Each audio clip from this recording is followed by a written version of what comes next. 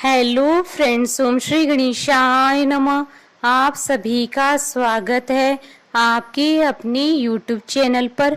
आप सभी को गणेश चतुर्थी की हार्दिक शुभकामनाएं। फ्रेंड्स, आज हम आपको इस वीडियो में बताने जा रहे हैं गणेश चतुर्थी के दिन अगर भूल से भी चंद्र दर्शन हो जाएं तो चंद्र दर्शन के दोष के निवारण के लिए किए जाने वाले उपायों के बारे में। फ्रेंड्स, वीडियो शुरू करने से पहले आपसे रिक्वेस्ट है, अगर आप हमारे चैनल पर नए हैं और आपने अभी तक चैनल को सब्सक्राइब नहीं किया है तो प्लीज सब्सक्राइब कीजिएगा चैनल को, साथ ही प्रेस कीजिएगा बेल आइकन को, जिससे नए वीडियो से रिलेटेड नोटिफिकेशन आपको तुरंत प्राप्त हो सके। और वीडियो पसंद आने पर वीडियो को लाइक और शेयर जरूर कीजिएगा ताकि सभी भक्तों को इस वीडियो का लाभ प्राप्त हो सके। और कमेंट बॉक्स में ओम श्री गणेशाय नमः जरूर लिखिएगा। भाद्रपद मास की शुक्ल पक्ष की चतुर्थी को गणेश चतुर्थी के रूप में मनाया जाता है। इस दिन भगवान श्री गणेश जी का व्रत और पूजन किए जाने का विधान है। मान्यता है कि आज के दिन ही श्री गणेश जी का प्राकट्य हुआ था तथा यह तिथि भगवान श्री गणेश जी को अत्यंत प्रिय है। ज्योतिष में श्री गणेश जी को चतुर्थी का स्वामी कहा गया है।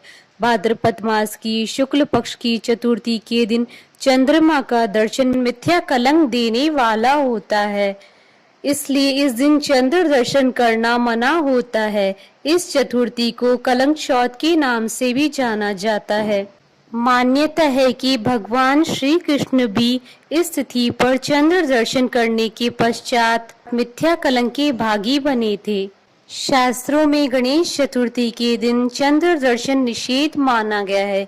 इस दिन चंद्र दर्शन करने से व्यक्ति को एक साल में झूठ का मिथ्या कलंक लगता है। भगवान श्री कृष्ण को भी मिथ्या कलंक लगने के प्रमाण शास्त्रों में है। गणेश चतुर्थी को गलती से भी चांद नहीं देखना चाहिए, क्योंकि चंद्रमा को भगवान गणेश जी ने श्राप दिया था। जिस दिन चंद्रमा को श्राप मिला था उस दिन गणेश चतुर्थी थी।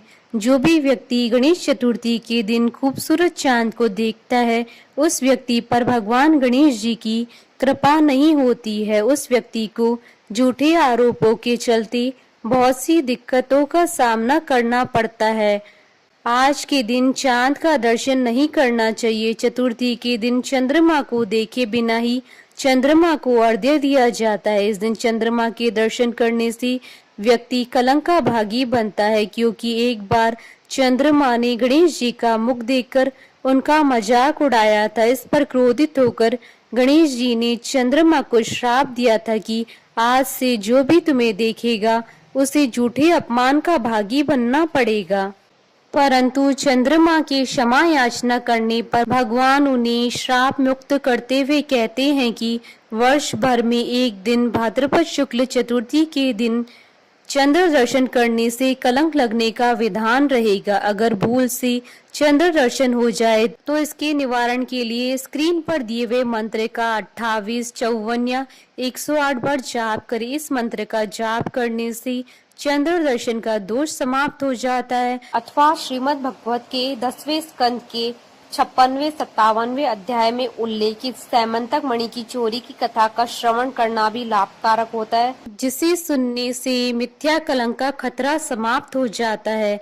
फ्रेंड्स, अब आइए प्रारंभ करें सैमंतक मणि की कथा।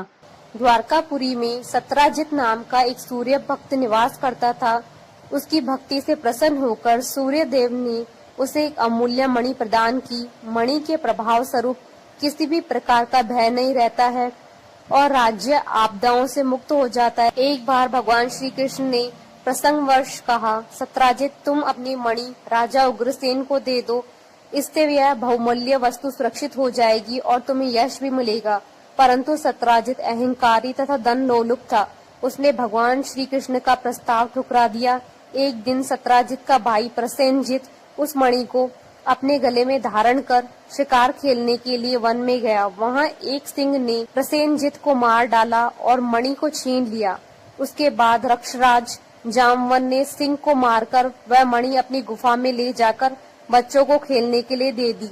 अपने भाई प्रसेनजित के न लौटने पर सत्राजित को बड़ा दुख हुआ। वह कहने लगा, बहुत संभव है कि श्री कृष्ण ने ही मणि के लोभ में मेरे भाई को मार डाला है, क्योंकि वह मणि पहनकर वन में शिकार खेलने गया था। जब श्री कृष्ण ने सुना कि सत्राजित मुझ पर ही कलंक लगा रहा है, तब वह कलंक को मिटाने के उद्देश्य से प्रसेनजीत को ढूंढने नगर के कुछ गणमान्य नागरिकों को लेकर वन में गए।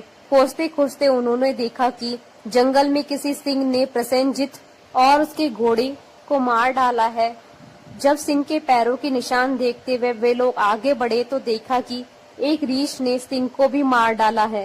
रीछ के पद चिन्हों के निशान देखते हुए सब गुफा में पहुंचे। भगवान श्री कृष्ण ने सब लोगों को बाहर ही बिठा दिया और अकेले ही घोर अंधकार से भरी हुई रक्षराज जामवन की भयंकर गुफा में प्रवेश किया।